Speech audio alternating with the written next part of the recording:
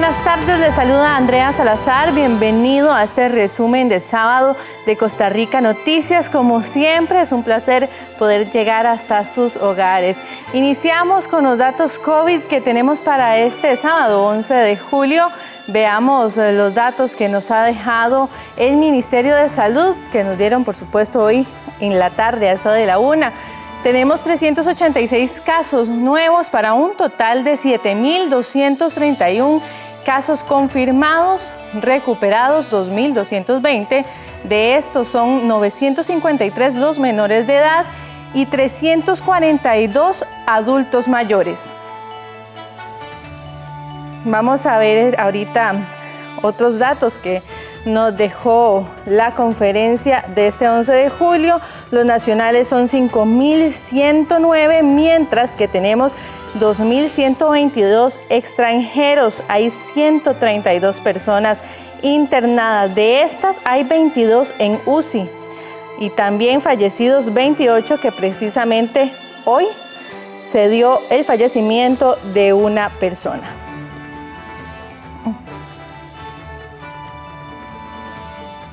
Bueno, y precisamente como les acabo de indicar, el país registró esta mañana el fallecimiento número 28 de una paciente COVID-19. Se trata de una mujer de 41 años, extranjera. El deceso ocurrió en el Hospital San Juan de Dios, donde se encontraba internada desde el 10 de julio y fue diagnosticada con COVID-19 ese mismo día. El deceso se suma a los 27 lamentables fallecimientos ya registrados, 11 mujeres, 16 hombres con un rango de edad de los 26 a los 92 años. No hubo comunicación con la familia de la persona fallecida, dado que no existe ningún registro de familiares en el EDUS de la Caja del Seguro. En lo que llevamos del mes de julio ya se han dado 12 fallecimientos por COVID, convirtiéndose en el mes con más muertes desde que inició la pandemia. Junio es el segundo mes con más fallecidos, con un total de 6.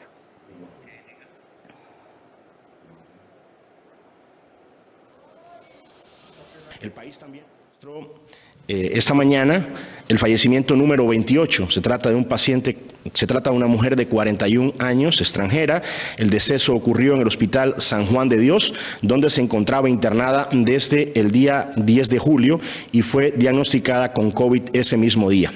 La fallecida tenía como factor de riesgo hipertensión arterial y una inflamación en su corazón denominada miocarditis. El deceso se suma a los 27 lamentables fallecimientos ya registrados, 11 mujeres y 16 hombres con un rango de edad de 26 a 92 años. Precisamente en esta conferencia esta tarde, el ministro de Seguridad, Michael Soto, hizo la solicitud a las municipalidades de que limiten la venta de licor, esto debido a constantes denuncias. El jerarca hizo la solicitud a municipios y consejos municipales para que limiten y restrinjan las ventas de licor durante toda la próxima semana. Según Soto, se han atendido múltiples denuncias por aglomeraciones de personas en las afueras de supermercados u otros expendios que consumen licor, o bien personas que compran y arman fiestas en sus casas. Estas situaciones han terminado incluso en peleas y personas fallecidas. Un ejemplo, hace unos días se dio una situación donde por consumo de licor entre dos hermanos, uno le quitó la vida al otro.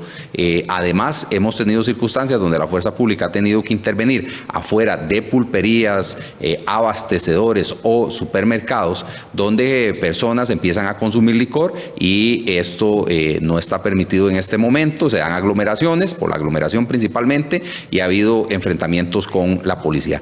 El consumo de licor fuera de establecimientos comerciales está prohibido en este momento a causa de la emergencia, principalmente en momentos donde se vive una segunda ola que ha golpeado con fuerza al país y que ha obligado a aplicar el martillo en el gran área metropolitana y otras regiones. El ministro también hizo un llamado a parar la fiesta y dijo que las medidas serían similares a la venta de licores que se han aplicado en el pasado durante la Semana Santa.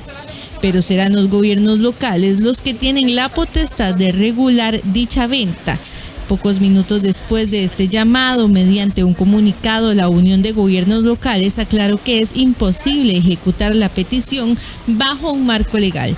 ya que según la Ley 9047 para la regulación y comercialización de bebidas de contenido alcohólico, las municipalidades no pueden aplicar la llamada ley seca en otros momentos fuera de los ya establecidos, como actos cívicos o desfiles, pues se exponen a sanciones legales de parte de los comercios que se sientan afectados. En este momento, lamentablemente, no estamos amparados ante la ley para poder tomar alguna consideración de esta naturaleza. Y le indicamos a las autoridades que si en realidad consideran necesario en este momento que se actúe en esos parámetros, que se determine claramente con un lineamiento nacional el establecimiento de esta normativa en cada una de las municipalidades de este país. Al 11 de julio, el país registra un total de 7.231 casos confirmados de COVID. De estas, más de 7.000 personas contagiadas, 2.610 casos se dieron durante esta semana. Y este jueves el Ministerio de Trabajo y el Instituto Mixto de Ayuda Social, IMAS, iniciaron con el pago del tercer mes para las personas beneficiarias del bono Proteger. Este pago se da tras la conclusión de los depósitos de los segundos meses para un total de 523.957 personas beneficiarias. En total se trata de una inversión de más de 127.000 millones de colones girados por la Comisión Nacional de Emergencias, el IMAS y el Ministerio de Trabajo en un total de 1.057.000 depósitos entre el primero y segundo mes. Gracias a la plataforma de Proteger, 180.000 personas se han visto beneficiadas con la bancarización. Estas personas, antes del inicio de la pandemia, no contaban con cuentas bancarias, lo cual fue posible gracias a la posibilidad brindada por el bono y la colaboración del Banco Popular. Estas 180.000 personas representan un crecimiento en un 3% de bancarización en el país. El bono Proteger fue lanzado el pasado 9 de abril como una respuesta a dar auxilio a las personas afectadas laboralmente a causa del COVID-19. Con esto hacemos nuestra primera pausa. Ya volvemos con más de Costa Rica Noticias.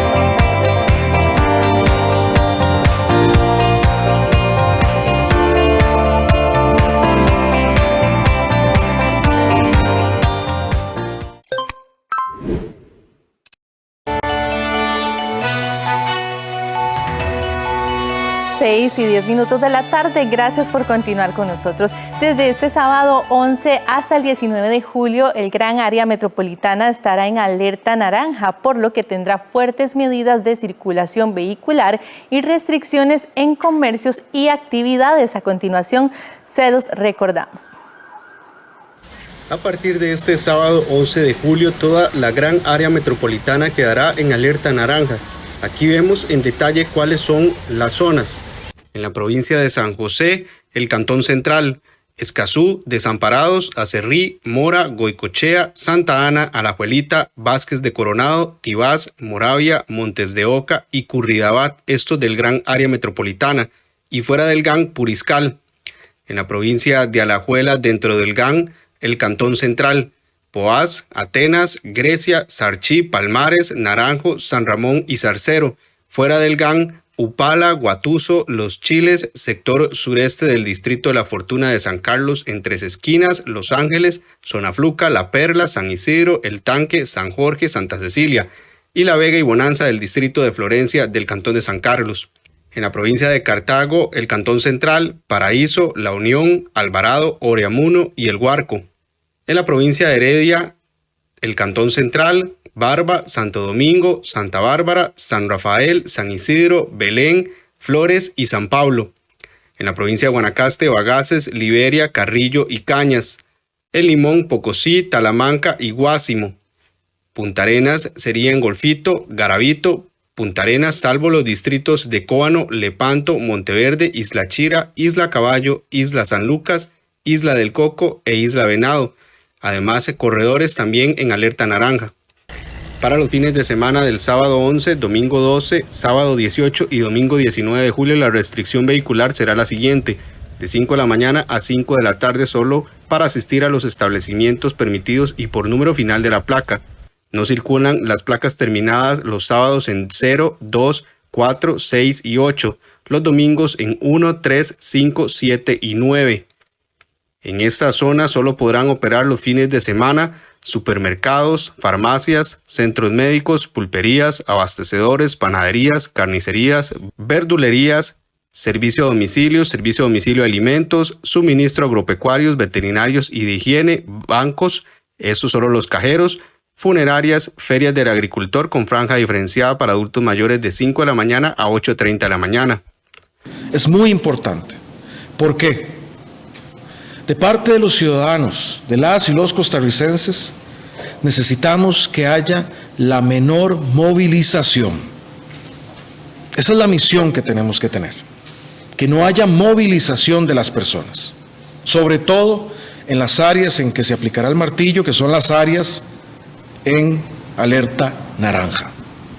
En cuanto a los días entre semana, del lunes 13 al viernes 17 de julio, las zonas en alerta naranja tendrán restricción vehicular las 24 horas del día, dependiendo de la placa, y solo podrán asistir a supermercados, farmacia, centros de salud de la siguiente manera.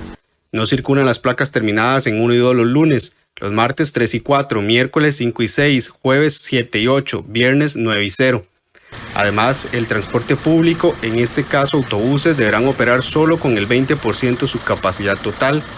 En cuanto a los establecimientos habilitados entre semana en alerta naranja son los siguientes: actividades productivas esenciales, supermercados, abastecedores, pulperías y minisúper, solo lo correspondiente a la sección de ventas de alimentos, bebidas, abarrotes, suministros de limpieza e higiene y necesidades básicas, panaderías, carnicerías y verdulerías, farmacias y centros médicos, servicio a domicilio, suministros agropecuarios, veterinarios y de higiene, funerarias, centros de red de cuidado y desarrollo infantil y centros de atención de personas en condición de vulnerabilidad, hoteles que brinden servicios de alojamiento a funcionarios de la administración pública o prestadores de servicios públicos, ferias del agricultor con la franja diferenciada para adultos mayores de 5 a 8:30 de la mañana. También las instituciones públicas permanecerán operando a niveles mínimos exclusivamente en aquellos servicios que son indispensables en la atención de esta emergencia. En el resto del país, en alerta amarilla, se mantiene con la restricción vehicular de 5 de la mañana a 7 de la noche, dependiendo de la placa y la lista de excepciones. En esa zona, los comercios y actividades habilitados en la fase 3, lugares de culto, 75 personas como máximo, hoteles, restaurantes, tiendas, museos, cines y teatros al 50%, playas habilitadas de 5 de la mañana a 9:30 de la mañana, ferias del agricultor con horario también diferenciado de adultos mayores de 5 a.m. a 8:30 a.m. El transporte público se mantiene de manera regular. Para las zonas fronterizas, la restricción vehicular se mantiene de 5 de la tarde a 5 de la mañana. Esto para las zonas del Cantón de la Cruz, Cantón de Upala, Cantón de Guatuso, Cantón de los Chiles, en el Cantón de San Carlos, en Aguasarcas, Cutris, Pital, Pocosol, Venecia, además el sector sureste del Distrito de la Fortuna de San Carlos en Tres Esquinas, Los Ángeles, Zonafluca, La Perla, San Isidro, El Tanque, San Jorge, Santa Cecilia, La Vega y Bonanza del Distrito de Florencia, distritos de Llanura del Gaspar y Coruña en el Cantón de Sarapiquí, distritos de Pacuarito y Reventazón en el Cantón de Siquirres, los distritos de La Rita, Roxana, Cariari y Colorado en el Cantón de Pocosí, distritos de Duaycarí en el Cantón de Guásimo, Cantón de Corredores y distrito de Zabalito y Aguabuena del Cantón de Cotobruz. Bueno, y las universidades estatales aumentan el aporte al país para compensar los efectos económicos de la crisis sanitaria del coronavirus. Ante las condiciones económicas que enfrenta el país agravadas por la crisis sanitaria, las universidades estatales acordaron aumentar su contribución al país al reducir y postergar sus gastos e inversiones previstos en la suma de 48.000 millones de colones. Durante la presente crisis sanitaria, las universidades estatales han realizado acciones con cargo a sus presupuestos institucionales para fortalecer la permanencia del estudiantado y la continuidad de sus estudios en la educación universitaria pública. Para apoyar estas medidas que refuerzan la permanencia de los estudiantes, el sistema universitario, el Ministerio de Hacienda, mediante un decreto ejecutivo, flexibilizarán la utilización del superávit libre en las universidades públicas para el presente ejercicio económico y apoyará la gestión de sus modificaciones presupuestarias ante la Contraloría General de la República. El presidente del Consejo Nacional de Rectores, Luis Paulino Méndez, subrayó que para CONARE es satisfactorio el acuerdo tomado en marco del diálogo y respeto, manteniendo el compromiso con el fortalecimiento de la permanencia de los estudiantes en el sistema educativo universitario estatal y evitar impactos sociales y económicos que puedan producir esta crisis en un plazo mayor. El acuerdo se suscribió este viernes en la Comisión de Enlace por representantes del Gobierno de la República y de las instituciones de educación superior, además del representante del sector estudiantil. Bueno, y la crisis por la pandemia del COVID-19 ha dejado muchas lecciones a nivel mundial, entre ellas cómo se deberá diseñar las ciudades en el futuro, que deberán ser pensadas para que se asegure la normalidad aún en tiempos de pandemias u otras eventualidades. En el 7º Congreso Internacional de Ciudades Sostenibles Costa Rica se abordará un tema que ha dejado muy claro al mundo entero durante esta pandemia, y es que la mayoría de países carecen de una estructura y planificación eficiente para enfrentar crisis como la que actualmente se afronta. Muchos científicos han hecho ver que después de esta pandemia de COVID-19 podría desencadenarse más situaciones similares en un futuro, por lo que las ciudades deberán ser diseñadas de tal forma que logren garantizar la normalidad en el estilo de vida que llevan las personas, o por lo menos permitir que las actividades diarias puedan llevarse a cabo sin conflictos ante cualquier pandemia, efectos adversos del cambio climático o catástrofes naturales. 3 aspectos fundamentales para que las ciudades del futuro sean eficientes son centrando la atención en la capacidad de adaptación en relación con la infraestructura médica, de educación y movilidad. En el caso de la infraestructura hospitalaria, se debe asegurar que los espacios existentes o por construir tengan la posibilidad de adaptarse a la atención específica que demande la pandemia, sin efectos adversos a la atención primaria o especializada. A la luz de la pandemia que estamos viviendo, la atención la tenemos enfocada precisamente en esas edificaciones y en los servicios que proporcionan. Para Costa Rica, la solución centralizando la atención en un solo espacio ha sido efectiva. No obstante, nos plantea preguntas interesantes sobre la atención a pacientes con otros padecimientos. Respecto a la educación, no solo debe existir mejoras en la infraestructura, sino que debe de replantearse los planes de estudio y adaptarlos a las nuevas modalidades virtuales, es decir, darle vida al concepto de centros educativos sin paredes. Tenemos opciones ahora de materiales, de sistemas constructivos, la aplicación de diseños pasivos, es decir, de ventilación natural, iluminación natural también. Todo eso se ha venido aprovechando con soluciones muy interesantes. El 7º Congreso Internacional Ciudades Sostenibles Costa Rica 2020 se realizará de manera virtual con un grupo selecto y variado de especialistas en edificación sostenible nacionales y del extranjero, en conjunto con autoridades de gobierno y ONGs internacionales. Con esto hacemos una nueva pausa, ya volvemos con más.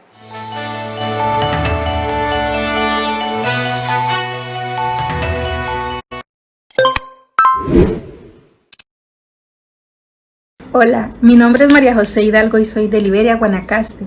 Quiero presentarte mi proyecto Diamante 16.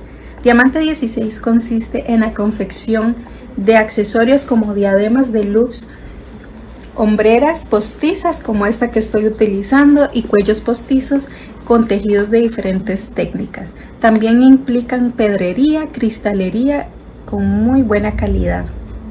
Puedes encontrar cada producto una única vez, lo que le da un sello de exclusividad a Diamante 16. También puedes encontrarnos en Facebook y en Instagram como Diamante 16 CR. Diamante 16, tan único como vos. En nuestro espacio Arte 13, disfrute Carmen de Bizet dentro del Festival de Ópera Online.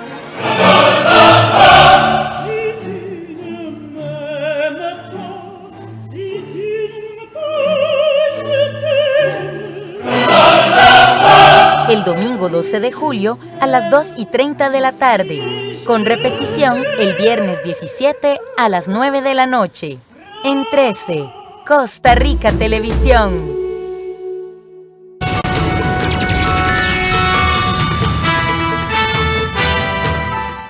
Continuamos y ahora nos vamos al campo internacional, y es que el presidente de los Estados Unidos, Donald Trump, prometió el viernes luchar por Venezuela y por Cuba durante una visita a Florida, donde se reunió con miembros de la disidencia de ambos países latinoamericanos.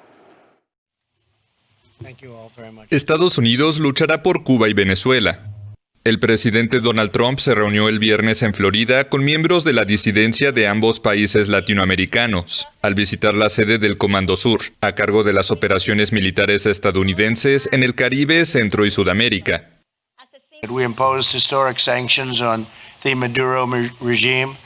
Impusimos sanciones históricas contra el régimen de Maduro. Acusamos a Maduro por narcoterrorismo, como todos aquí saben.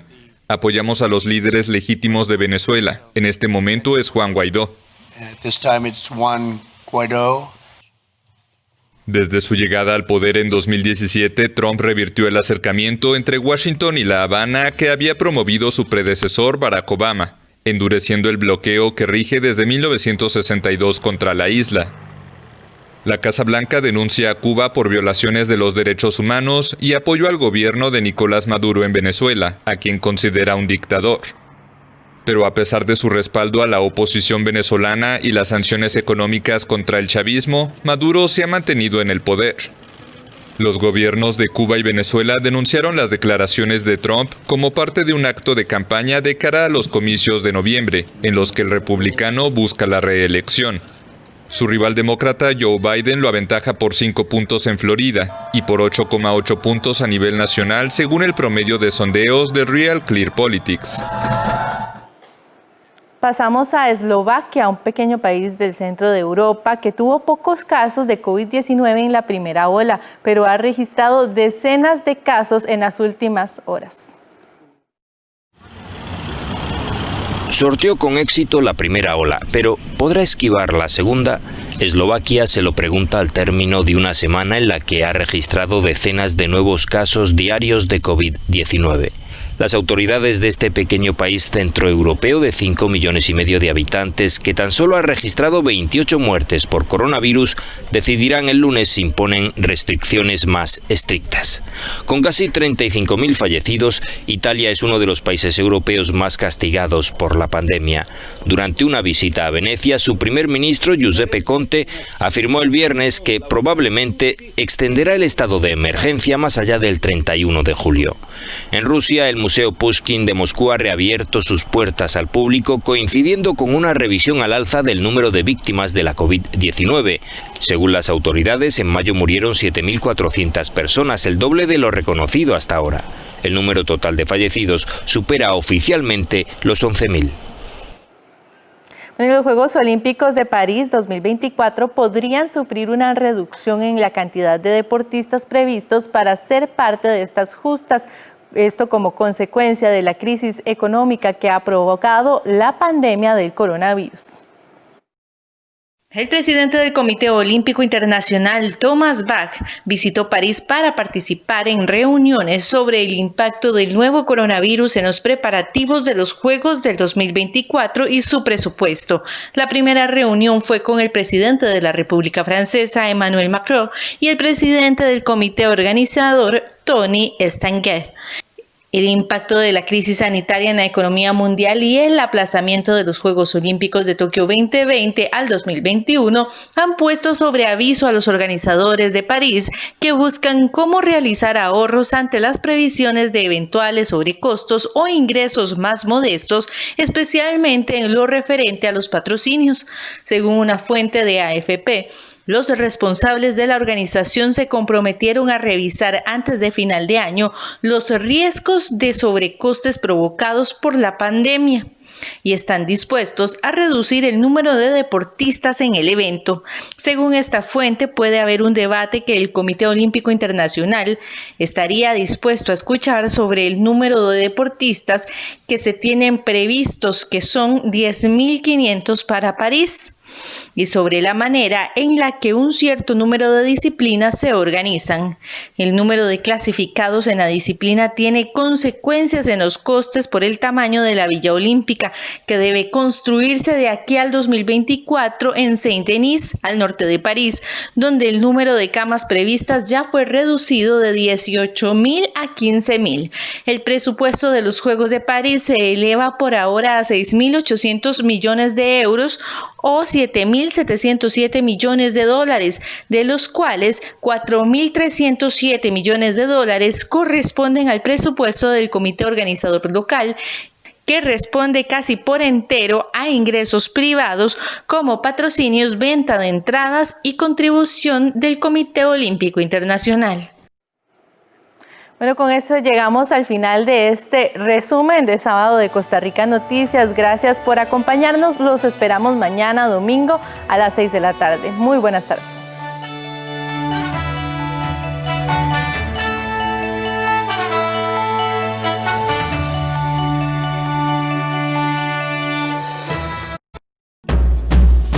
Estás viendo 13, Costa Rica Televisión.